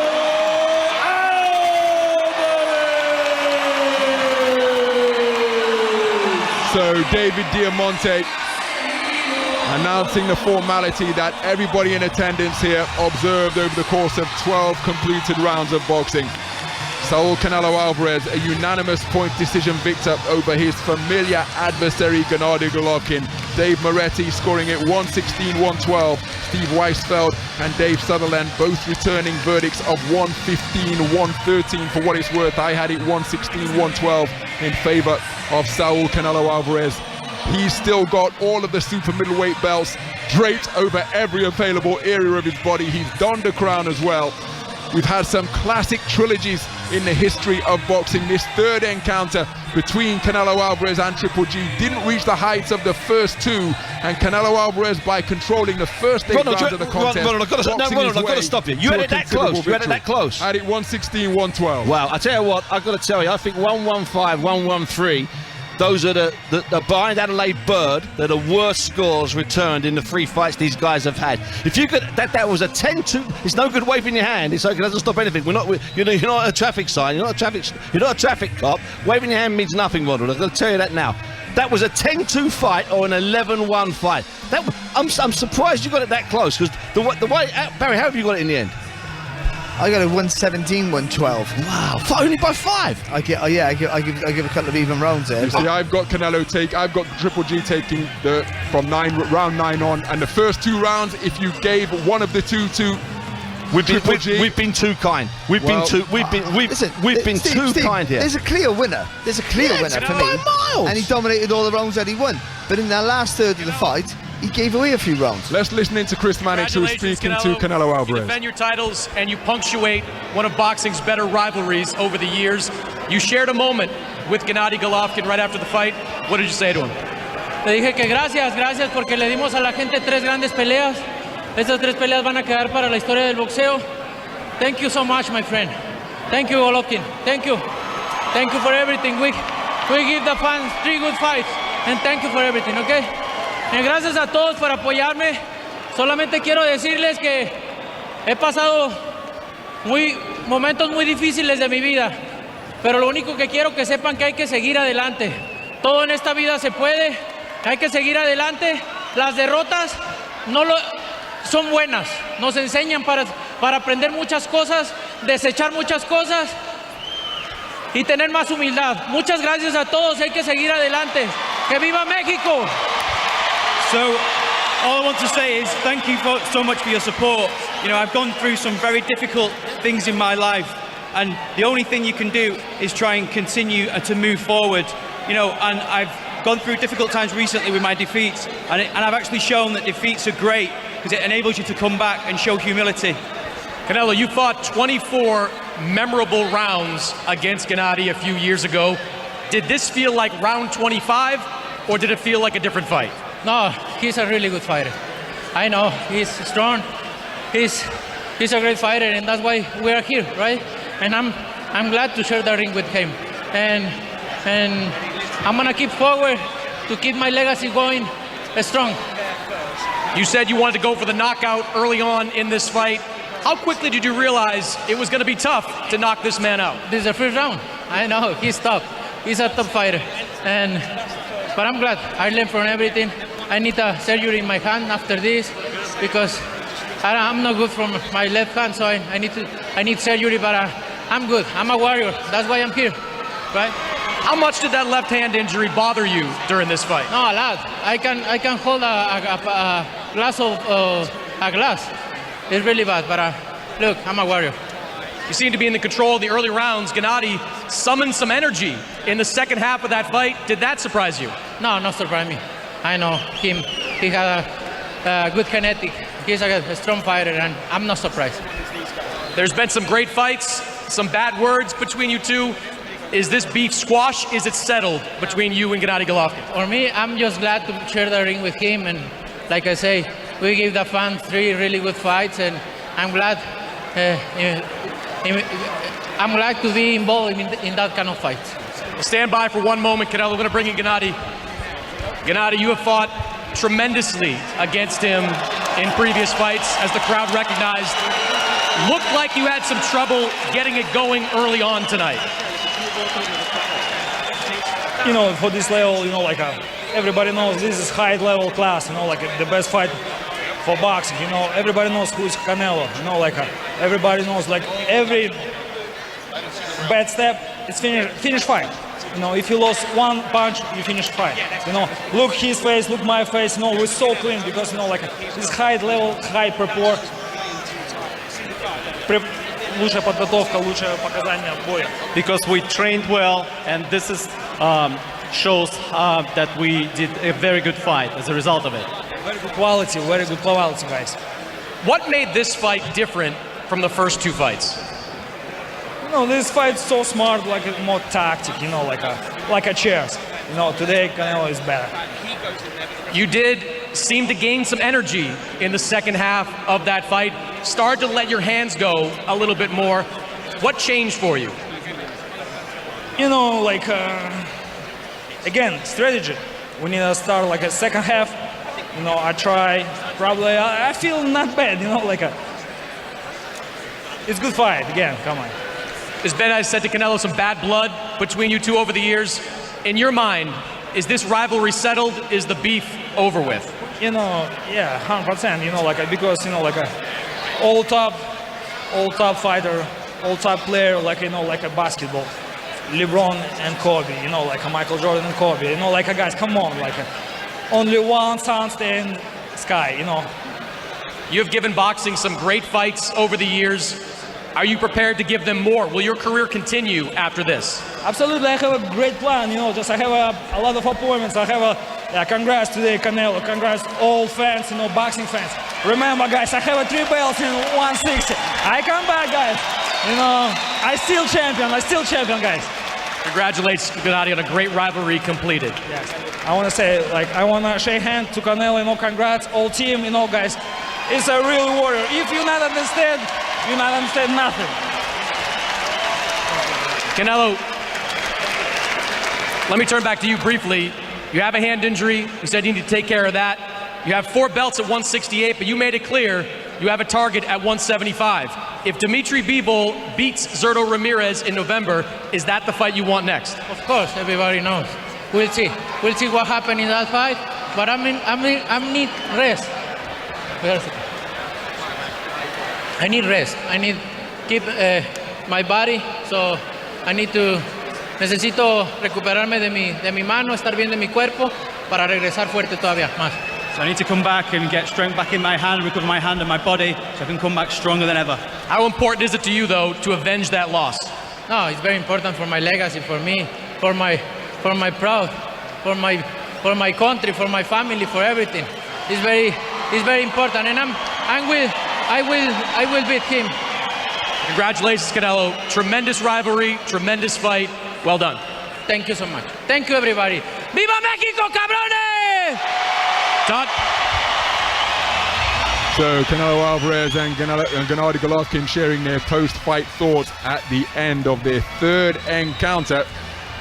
No arguments from Gennady Triple G Golovkin, conceding that Canelo got the better of him tonight. Canelo Álvarez saying that he Not only is he fatigued and requires some rest, but he also requires surgery on his left hand, fighting his way through a left hand injury. But again, there might be dispute and debate about the margin of the scores, but little debate about the victor in this contest, Barry Jones. No, and I think, no, we always knew that. We thought it would be a bit more of a competitive fight, but we all thought, and everyone thought, that there was a clear favourite, and that was Canelo. And he was a winner, and he was a clear winner. But it wasn't competitive in the first half of the fight. The first 2/3 of the fight, it wasn't competitive at all, and that was really disappointing. But the last third, I think Golovkin had a really good effort, a big effort, and it just wasn't enough. And I think, and Canelo, as we thought, but one easier than we thought. I don't think there wasn't the third great fight. It wasn't Ali Fraser 3. It was Leonard Duran 3. Yeah. What is alarming, and let's get this right, is how tired Canelo was during those 4 rounds, because he was put under pressure by Golovkin. But that wasn't the real Golovkin. That was a half decent Golovkin. It was Golovkin finding a bit of gear from that 9th round onwards. Even if you give him those 4 rounds, Canelo it just looked tired at the end. Canelo at the end, I mean, I tell you, how he's tired. It's a simple rule. When he doesn't speak in English, when he lapses into Spanish, that's the simple rule. He's tired. And I got to be honest with you. I just had a little look on social media, and people are calling it a bore fest. They're calling it a snooze fest. I don't think it was that, but they're also just to make sure that I'm not crazy. They're actually talking about it being as good as a shutout. Dan Raphael's talking about that. People are stunned. It seems stunned at ringside that the scores were that close. Now, there's an interesting point here. We talked before the fight. Would he get the decision if he won, Golovkin? Golovkin only needs to win 2 more rounds, and he walks away with that tonight, and I still would have made him a loser. That's a backlash for all the criticism he's got. Absolutely it is. Because he lost the last fight. Now they can start giving what they feel like fair scorecards, but now they're going the other way. And again, moreover, without the first 2 rounds, not much happened, but rounds 2 through 8, there was only one person in the contest. And so even though the scores have returned what they've been returned as, 116, 112, or 115, 113 twice, I don't think there's any doubt about who won the contest. There's no controversy in that regard. But I would say, all about scoring. When you score, it was a clear winner. I got a clear winner on my card, 17-12. But I could have got those drawn rounds. They were going anywhere. They were going to Canelo. That's the truth. But you can't score a fight like that. But winning rounds big, or just winning a round just about, is still the same score. And so Canelo's so dominant in the rounds that he was winning, and Golovkin nicked a few rounds, and that's why you feel it's a clear favourite, a clear winner. And it was a clear winner. There was a clear winner. Álvarez won clearly, and Golovkin showed now that it's time for him to go. I don't see what he has left to prove.